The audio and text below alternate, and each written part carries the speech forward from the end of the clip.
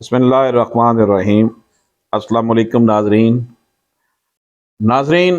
साबिक वज़ीर आज़म के साबिक प्रिंसिपल सेक्रेटरी फ़वाद हसन फ़वाद, जो नैब की कैद में रहे, उन्होंने तफसील के साथ अपने जो नैब की हिरासत के दौरान जो उन पर जो कुछ हुआ उस पर रोशनी डाली है। फ़वाद हसन फ़वाद के मुतल्लिक़ ये कहा जाता है कि ये बहुत ही जो कॉम्पिटेंट ऑफिसर थे पाकिस्तान के, उनमें इनका शुमार होता था। नाज़रीन इकराम, फ़वाद हसन फ़वाद मुल्क के बहुत से ओहदों पर फायज रहे और ये पाकिस्तान में जो हमारी ब्यूरोक्रेसी है उसमें इनका बहुत अहम नाम था। नाज़रीन इकराम, उनका कहना है कि मैंने ज़िंदगी में कभी नहीं सोचा कि जिस फाइल को रिव्यू कर रहा हूं इसके पीछे कौन है। मैंने पहली मर्तबा सिविल सर्विस पे लोगों से इनके काम से मुतल्लिक पूछना शुरू किया। मेरे सेल में 2 नैब अफसरान आए और सुबह असासाजात केस में अदालत से रिमांड मांगा। हमारे वकला अदालतों में नहीं पहुंचते थे, सबको मालूम है कैसे रोका जाता था। उनका कहना था मेरे पास ऐसी कोई शहादत नहीं कि मेरे केसेस में जनरल बाजवा का कोई किरदार था। उनका कहना था कि आजम खान का मैंने बतौर चेयरमैन सीडीए इंटरव्यू करवाया था। नाज़रीन इकराम, फ़वाद हसन फ़वाद का कहना है कि 2018 में मुझे नैब की तरफ से समन आया, आशियाना केस से मुतल्लिक जवाब दें। मैं पेश हो गया। जवाब देने के बाद मैं वापस आ गया। मुझे गिरफ्तार आशियाना पर किया। 3 इल्ज़ामात लगाए गए कि एक कंपनी का ठेका ख़त्म करके दूसरे को दिया और आपके 19 अकाउंट में जिसमें अरबों रुपए मौजूद हैं। नाज़रीन इकराम, फ़वाद हसन फ़वाद ने कहा जहां जहां मैंने काम किया किसी भी अकाउंट में 3,500-4 हज़ार से ज़्यादा पैसे नहीं थे। मेरी बेटी अमेरिका में पढ़ती थी, वहां इसने मुलाजमत की, इसमें $22,000 थे। इन्होंने इसको कहा कि ये मेरा अकाउंट है। मेरी बेगम मेरी सास के सब अकाउंट को कहा कि ये आपके हैं। बेटा दुबई में था, इसके अकाउंट को भी कहा कि ये मेरा अकाउंट है। नाज़रीन इकराम, फ़वाद हसन फ़वाद का कहना था कि 99 दिन में तहकीकात के सेशन 5 या 6 हुए होंगे। बाकी नफसियाती तौर पर प्रेशराइज किया जाता था कि इनकी मर्जी का बयान दे दूं। साबिक अटॉर्नी जनरल अशतर उसाफ को बुलाया और इन्हें कहा कि ये 1.5 सफ़े का बयान है जिसमें इनके खिलाफ कुछ नहीं है, ये इस पर दस्तखत करें और आगे चले जाए, हम इसको इस्तेमाल करेंगे। अगर हमें ज़रूरत हुई तो इन्हें अदालत में भी पेश नहीं करना चाहते। अशतर को और मुझे कहा अगर साइन नहीं करेंगे तो सालों यहीं रहेंगे।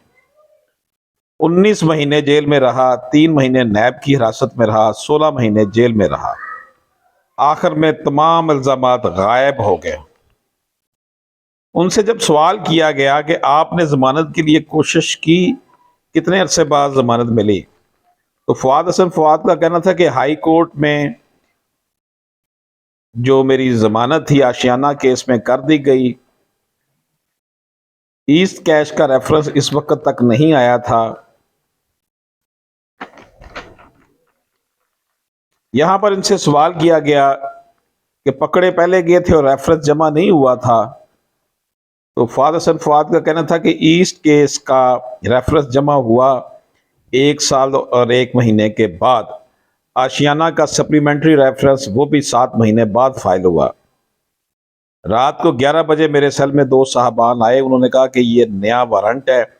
अगले दिन मेरा रिमांड ख़त्म हो रहा था। सुबह उन्होंने ईस्ट केस में मेरा रिमांड रख दिया। सहाफ़ी ने जो इनका इंटरव्यू कर रहा था, जिसकी रुदात मैं आपको सुना रहा हूँ, उसका कहना था, पूछना था कि बाबा रहमते की अदालत से आपने रजू किया या नहीं। फवाद हसन फवाद का कहना था, मेरा केस जब सुप्रीम कोर्ट पहुंचा हम इनसे महरूम हो चुके थे, मेरे साथ जो होना था हो चुका था। मैं इसलिए कहता हूं कि शायद इसमें अदलिया के लिए कोई सबक का पहलू निकले। 10 माह तक मेरी बेल दरखास्त चीफ जस्टिस की टेबल पर पड़ी रही और किसी बेंच को मुतय्यन नहीं की गई। सहाफी ने सवाल किया, आपने जावेद इकबाल को चेयरमैन नैब लगाने की मुखालफत की थी, लेकिन जावेद इकबाल खुद कुछ नहीं कर सकते थे, आपके साथ एस्टेब्लिशमेंट ने जुल्म किया या सब ने मिलकर किया। साफी के इस सवाल का जवाब फवाद हसन फवाद ने देते हुए, मैंने कभी नहीं सोचा अपने सरकारी फ़राइज़ की अदायगी में कि जिसके लिए ये मैं फाइल रिव्यू कर रहा हूँ वो ताकतवर है या कमज़ोर। मैंने तो बहुत से लोगों को नाराज़ किया। साफी का ने सवाल किया, एक तासर यह था कि आपका अपना बड़ा मजबूत ग्रुप है। इसके जवाब में फवाद हसन फवाद का कहना था कि रिकॉर्ड सबके सामने ये देख लिया जाए कि सबसे ज़्यादा नॉन पाकिस्तान एडमिनिस्ट्रेटिव सर्विस के ऑफिसर किस वक्त फेडरल सेक्रेटरी रहे। आजम खान का जाती तौर पर मैंने इंटरव्यू करवाया चेयरमैन सीबीए के लिए। साफी ने सवाल किया, अगर आप ये कहना चाहते हैं कि इमरान खान को लाने वालों ने इंतकाम का निशाना बनाया, फवाद हसन फवाद का कहना था कि वो बिल्कुल हिस्सेदार हैं, वो नाराज थे या नहीं थे। साफी ने कहा, हमने सुना जनरल बाजवा की सिफारिशों में एक आप भी थे। फवाद हसन फवाद का कहना था कि यह सारी दास्तान फैलाई जाती है, कोई भी वज़ीर आज़म किसी भी चीज़ का तयन किसी सरकारी मुलाजिम की सिफारिश पर नहीं करता।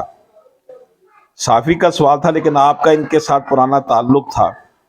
फवाद हसन फवाद, मेरे भाई का इनकी फैमिली के साथ पुराना ताल्लुक था, मेरा ताल्लुक नहीं था।